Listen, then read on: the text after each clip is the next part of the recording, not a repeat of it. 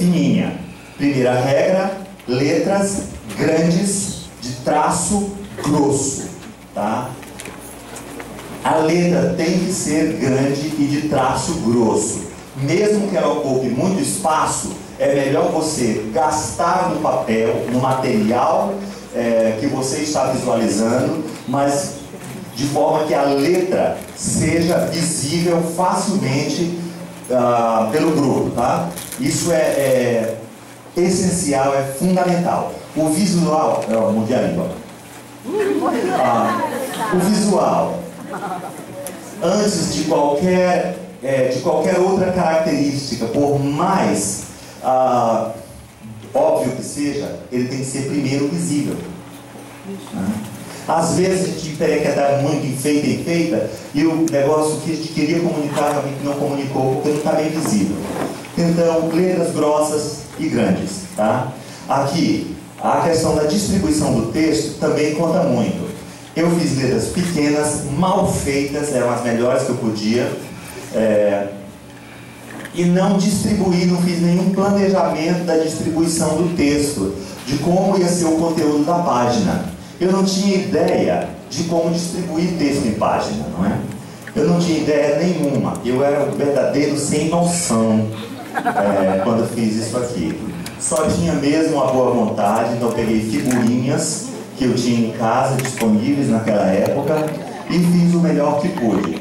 Mas aqui você está vendo que está uma verdadeira loucura. Eu era tão sem noção que eu cheguei a colocar os peixinhos fora d'água. Tá? E eles eram tão pequenos que você olha de longe e não parece nada. Se olhar mais de perto, acha que tem umas pedrinhas fora, lá do outro lado do rio, não é? Mas são peixes voando, tá, gente? A distribuição do texto eu já comentei, sem comentário, né? Então, essa coisa totalmente doida, sem planejamento e sem ideia de nada. Combinação de cores. Sempre que você vai colocar uma figura, ela tem que estar sob um fundo claro para ela poder ser vista, tá? Do contrário, eu peguei o único pedaço de cartolina marrom que eu tinha para ver o cartão, coloquei no fundo do único desenho decente que eu tinha e acabei com ele. Por quê? Porque ficou escuro demais, não dá para ver nada. Figuras devem estar sobre fundos claros para que possam ser visíveis. Então as páginas do seu cartaz sempre devem ser de cores claras, para que as letras e os desenhos, os detalhes em tons escuros se destaquem e apareçam, portanto, não é? Aqui eu fiz uma encadernação da melhor maneira que pude, foi bem resistente, porque está feito até hoje, eu usei barbante para amarrar o negócio, e as páginas de cartolina já estão se desfazendo pelos muitos anos de uso e demonstração desse meu melhor exemplo de mau exemplo, né? Mas que ainda tem seu valor, principalmente porque foi feito numa época que eu não sabia o que fazer. Eu li uma vez na casa de uma amiga, em Belém do Pará, que ela escreveu assim, na entrada, no hall de entrada: você que chegou aqui para criticar o que está feito, devia ter chegado quando ninguém sabia como fazer, né? Mas precisava ser feito. Então, eu fiz isso nessa época. Então isso tem valor, porque foi feito quando ninguém sabia como fazer e eu achei que precisava ser feito, então eu fiz. E isso aqui não é um atestado de incompetência. Por muito tempo eu olhei ele dessa forma: meu Deus, como eu era capaz de fazer uma coisa horrível dessa. E eu tinha vergonha, encolhi os ombros, rasguei meus visuais todos e escapou. Ficou lá com minha mãe em algum lugar. Depois eu encontrei e vi com outros olhos. Meu Deus, como o Senhor é bom. O Senhor realmente não escolhe pela capacidade, nem pelo que a gente tem de demonstração de aptidão. Mas como o Senhor, na medida que nós nos dedicamos a um propósito que o Senhor colocou em nosso coração, o Senhor dá conhecimento e capacita e nos dá tempo. Eu comecei a pensar no tempo de uma forma diferente. O tempo que Deus nos dá para aprender algo é o tempo de crescer nele, no conhecimento dele, e a aprender a apreciá-lo ainda mais. Então Deus vai nos conduzindo nesse processo, e a prova disso é que hoje eu posso fazer visuais, mesmo os escritos à mão. Eu tenho um exemplo aqui, fiz com uma pessoa muito querida, depois ela não usou mais visuais e me devolveu. Chegou uma época que eu precisava fazer visuais, agora eu já sabia que podia fazer letras, que dava para fazer letras à mão livre, um pincel atômico, e eu sabia como fazer essas letras, porque eu paguei o preço de aprender. Estudei a técnica, fiz os exercícios e precisei fazer durante muito tempo. Nessa trajetória, para aprender a fazer essas letras, eu fui parar no neurologista, porque eu não conseguia ter coordenação motora, do mesmo jeito que eu não conseguia coordenar a minha fala, e também não conseguia andar numa linha reta e não sabia para que lado olhar quando atravessar a rua. Bom, as dificuldades na maioria foram superadas, com exceção da noção de lateralidade, que é mais automática. Bom, de qualquer forma, treinei 4 anos para fazer letrinhas, para ter coordenação motora, para fazer letras grandes, para ter uma caligrafia decente, e também fazer letras do tamanho que eu quisesse com pincel atômico. Eu hoje tenho equipamentos de computação gráfica, impressoras grandes, uma sala cheia de impressoras grandes, mas eu ainda uso essas letras, sabe por quê? Porque às vezes eu estou em lugares, mencionei para vocês que eu estive lá por os interiores do México, de Guatemala, da América Central, Cuba, África, por aí fora a Índia, onde não tem essas coisas, e eu preciso ensinar as pessoas a fazerem os visuais delas com o que elas têm lá.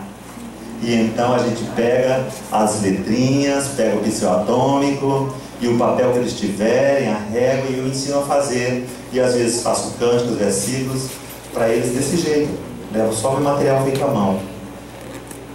E com toda essa dificuldade que eu tive, no começo eu me sentia revoltado.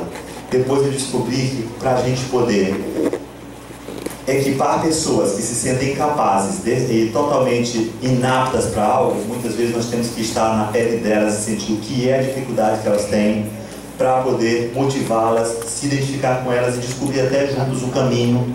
E a gente acaba descobrindo caminhos de superação para pessoas que se consideram sem esperança.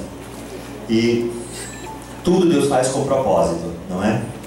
Então, a questão de combinação de cores, eu cresci na selva, lá no Xingu, não tinha noção de nada, de combinação de cor, de nada.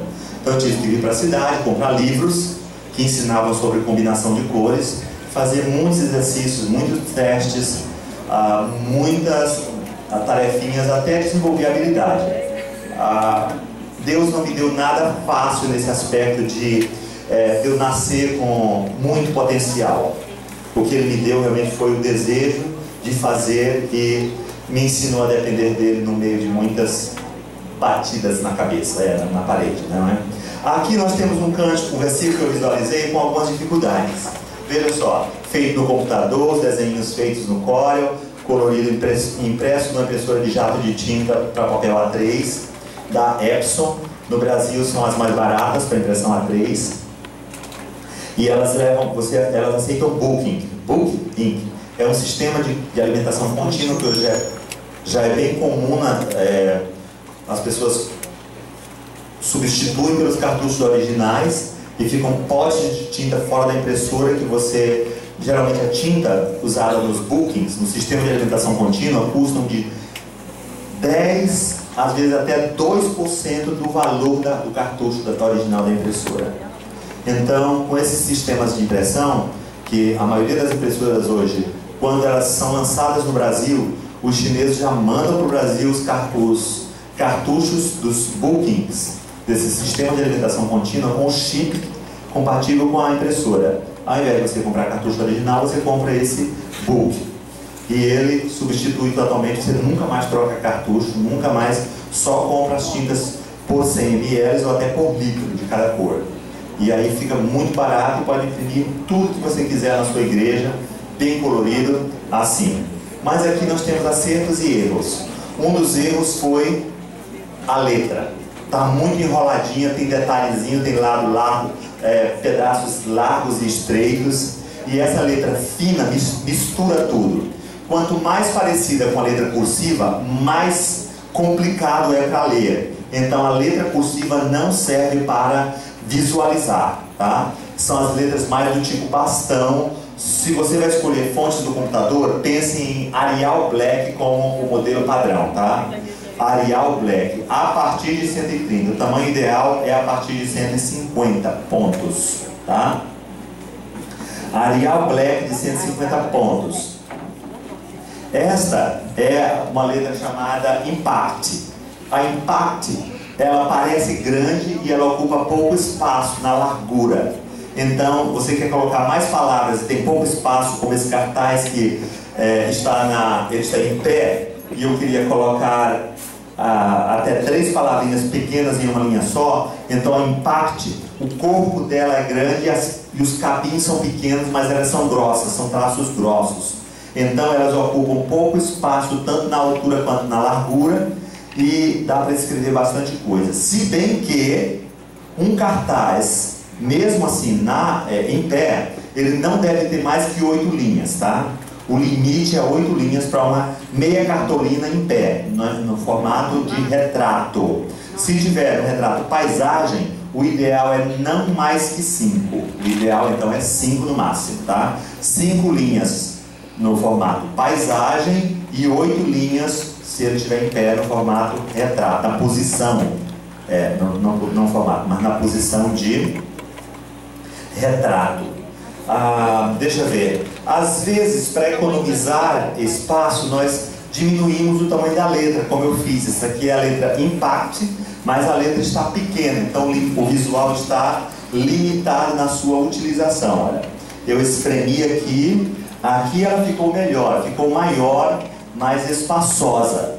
Então, às vezes, por causa da ideia que a gente teve, a forma de montar a ideia, a gente acaba tendo que espremer a letra daqui e dali, mas isso não é o ideal.